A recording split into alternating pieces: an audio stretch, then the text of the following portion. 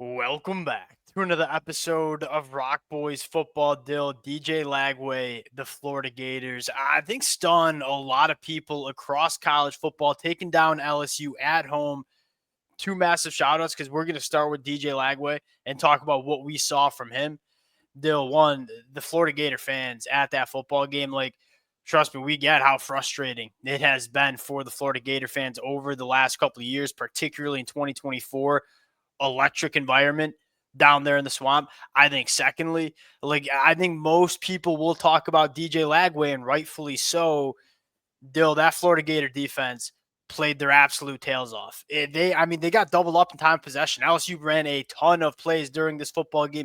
Florida's defense, not one play that LSU ran went for over 30 yards. To play that many plays against a very good LSU defense and not give up a single play over 30 yards, extremely impressive from that Florida Gators defense. I believe 7 sacks in that football game. This was the most complete game we've seen under Billy Napier, I think, in his tenure, which I think should excite a lot of Florida fans. Now, I want to start with DJ Lagway. Now, before we do, as always, the Florida Gator fans, at least for me personally, it feels good to talk about a win. I feel like we talk so much, not necessarily negative about Florida, but talking about the flaws and the problems we've seen. Fired up to talk about just a complete game for Florida. Appreciate the Gator fans for rocking with the boys, the highs and the lows of the last 12 months. If y'all do enjoy the content, consider subscribing to the channel. Let it fly in the comment section, Dill. I think we got to start with the true freshman quarterback, who this kid's going to be special for the Florida Gators over the next couple of years. And you saw his ability to just put this team on his back, because they really, I was a little surprised, frankly, they didn't run the ball more. It felt like they were kind of having some success with it. Jaden Baugh obviously ripped a big one at the end. I mean, those are the plays he kind of gives you. So you saw the pass protection breakdown, I think, as a result, frankly, of that. Well, they didn't give up a sack though. I thought the pass protection was actually that was DJ Lagway making plays. I mean, they weren't giving him a ton of time. The ball was coming out early. He was evading sacks. That played at Badger down the stretch in that football game. That's a sack for a lot of quarterbacks. Most don't have the athleticism and the strength to avoid that sack. I thought he did that on a handful of occasions. Again, that ability to keep them out of negative situations and then hit big explosive plays. You see how talented, how gifted he is, and what I think he can do for this team. Walking that fine line between being that difference maker and making those big-time throws and big-time plays, but also not putting the ball in harm's way, is an awfully difficult line to walk for young players. Thought DJ Lagway walked it exceptionally well. He had that one play early in the game where he didn't see that linebacker sinking in underneath coverage. Outside of that, I don't think the ball was put in harm's way once. But I think more importantly, there were some high-level throws in that football game. And I think what's so fun about DJ Lagway is there's nothing you can ask him to do that he can't. And I think for Graham Mertz, as solid as Graham Mertz is, there's certain things that from an athlete standpoint, from an arm talent standpoint, you couldn't ask Graham Mertz to do. That playbook is wide open. And you saw DJ Lagway dice up this LSU defense with not even being 100%. He clearly was. I was going to say, they didn't even get to his legs. They didn't get to use a big component in something, frankly, LSU struggled a ton with.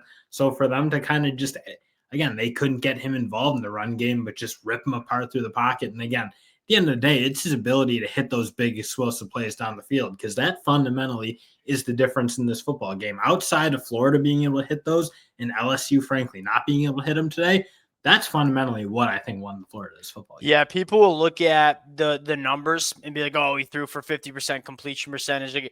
Trust me, I don't care when he's making the plays and the throws that he's making.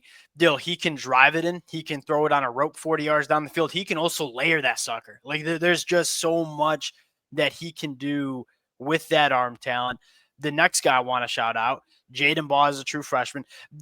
He was we broke him down when he committed to Florida. This wasn't the crown jewel of Florida's class in 2024. That spring game, we kind of looked at him and said, he looks special. And we kind of knew Montrell Johnson was the guy, but we kind of had a feeling Jaden Baugh would emerge.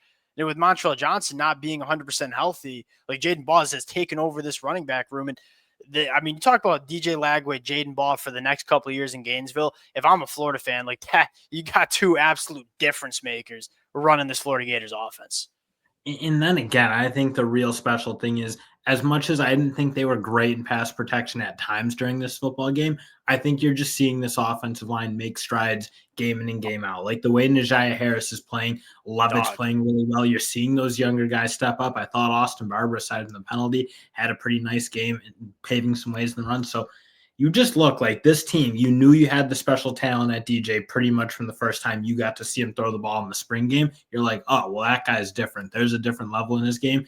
Jaden Baugh coming alive, Badger playing really good football. But then the offensive line, again, I didn't think they played incredible down the stretch. I don't think it helped that they didn't get a chance to get downhill and run the ball a little bit, it felt like. But that unit as a whole, I I think was over the surprised that they didn't run the football as much because this You're doing Florida Gators line is starting to maul in the run game.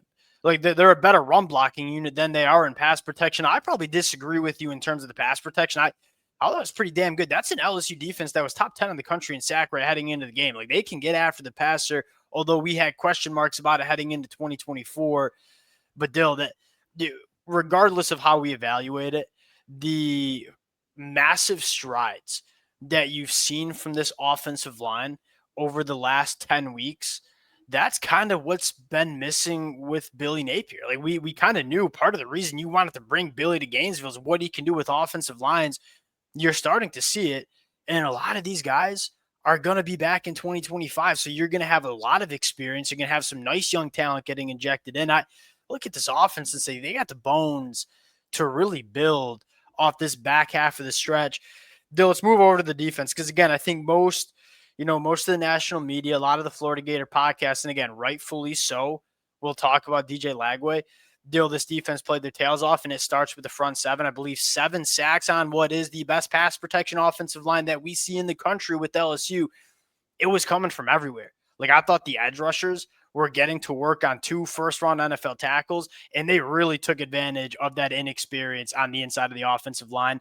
Guys like Banks and Jackson were just having their way up front in the pass rush. Yeah, and those two are monsters. But I think again that was probably the most complete we've seen that defensive line play, where they were all kind of winning consistently enough where they were generating sacks. It's like you feel like you've seen some disruption for this Florida defensive line at times during the season, but you haven't really seen them take a game over. I mean, today was the first time I was like, man, this defensive line is legitimately dominating a really good unit. They weren't giving up an inch in the run game. I thought they were maintaining their leverage. They weren't getting moved around.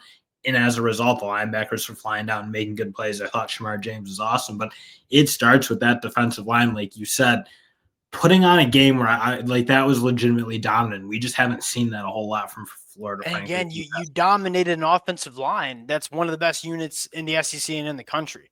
Like that's what kind of tells you. And you've seen Florida on defense, and you go back to the Georgia game, they played very well. Just kind of the floodgates broke. Against Texas, that's just a tough game. Like when you give Texas that many opportunities because you just didn't have quarterback play, like Coach Sark's going to figure out ways to score. When this Florida defense has some help from the offense, like this Florida Gators defense has been playing some pretty dang good football the last couple of weeks. And then again, a unit that's like developed really well over the course of the year. It's gotten better. If you like that Miami game, I was like, oh, this team's going to give up like 30, 40 points a game. Then they go up, give up a lot of points to A&M and an offense that I don't think we were necessarily in love with coming into that game. But you look, I mean, the secondary, I think, is really up their game. You're seeing some of the young guys play good there. And then that you said, like the defensive line. So you just look again, some of the things we wanted to see, frankly, from this year for Florida, I do think you're starting to see. Now, it took probably a few more games than you would have liked to see it, frankly, for Florida. But you're starting to see this team develop the way they needed to. That's – I guess, okay, I want to make one more note on the football game, and then we can kind of talk about this program as a whole. They tackled in space exceptionally well on defense, and that's something that Florida has, quite frankly, stunk at the last couple of years. LSU, that is the premier offense in terms of we're going to throw some screens, we're going to throw some quick hitters and let our athletes operate in space. Not a lot of yards after the catch. We knew that was a big story coming in. We had question marks about Florida's ability to do it. They tackled exceptionally well in space. And then Dill, like, let's go back to the conversation we had about Billy Napier in August in terms of how we were going to evaluate him as a head coach. A lot of it said, hey, what is this team looking like? I'm not going to get up here and vehemently defend Billy Napier's job, but there's 2 things you can't deny. One, this team has gotten significantly better from the team that we saw week 1 against Miami. And secondly, this locker room has not quit on this coaching staff. And that you see that a lot with some of these coaches that are just kind of petering out in their tenure. You start seeing that get reflected on the football field within the locker room.